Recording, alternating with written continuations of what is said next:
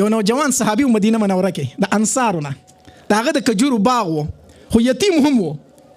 نو دا یې وغوښتل چې د خپل باغ نه دیوال تاو کې چار دیوالي تی تاو کې.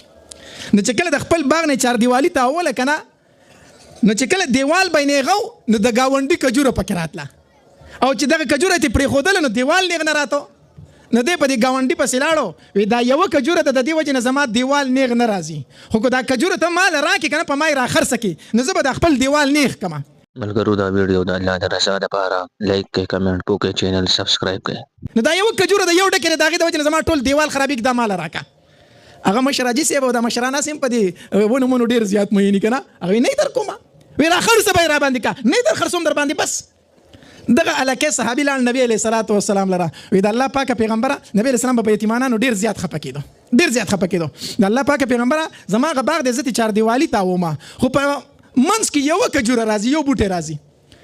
نو که هغه ما ته میلو شي نو زما دیوال به نیغ شي خو که هغه ما ته میلو نه شوه نو دیوال مې نه نیغېږي. نو نبی علیه السلام وفرمیل وی هغه کجوره د چا ده وی هغه زما د هغې پلان کې ګاونډي ده وی څه وکړم وی د الله پاکه پیغمبره ته ورته سپارښت وکړه کېدای شي په ما یې راخرڅه کړي.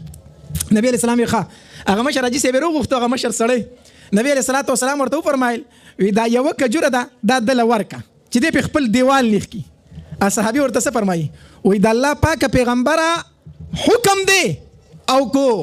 مشوره ده رای ده رای را کوي کو حکم راته کوي کو حکم خو بس بیا یې ورته پرېږدم کو ته راته وایي چې ورکړه خو بیا یې ورکوم او که نه ما ته وایي چې ستا خوښه ده که ورکوي که نه ورکوي بیا ما ته خپله رای پرېږدوه. نبی علیه السلام حکم خو درته زه ورکه نه کوم چې ستا کجوره ده نو صرف سپارښت یې درته کوم چې ورکړه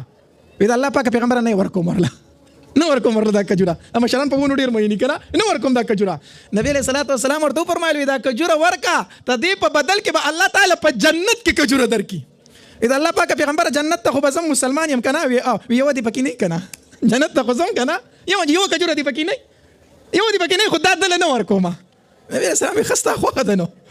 نبی علیه صلات وسلام چې دا خبره وکړه که نه وی که دا کجوره دې ورکړه الله تبارک وتعالی به په جنت کې څه درکړي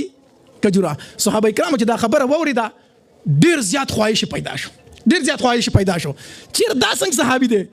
نبی علیه صلات وسلام ورته فرمایي چې په جنت کې الله کجوره درکړي خو د دې دا مطلب شو چې الله دې جنت ته بیایي که نه جنت ته بیایي. یو صحابي پاڅېدو د هغه نوم دی ابو دحداح رضی الله تعالی عنه وی د الله پاکه پیغمبره نبی علیه صلات وسلام ورته وفرمایل وی جی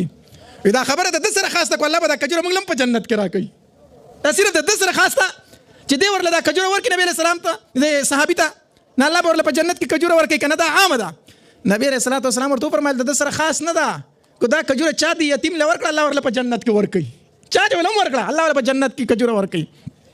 ابو دحداح رضی الله تعالی دغه مشر صحابي ته داسې متوجه شو وی ما خو پیژنې که نه زه ابو دحداح یم یو ډېر ښه دی پیژنم په دې مدینه منوره کې د ټول نه مشهور باغ د چا دی وی هم ستا دی د ابو دحداح ستا دی که نه وی پیژنې که نه وی کوم باغ یادوي وی په منځ کې چې ما هغه ښایسته کور رخ کړی د ماڼۍ چې د پکې زما هغه ښایسته کور چې مې پکې رخ کړی ما هغه باغ یادوم. یاره هغه شانتې باغ خو په مدینه منوره کې چېرته نشته دی هغه شانتې باغ خو په مدینه منوره کې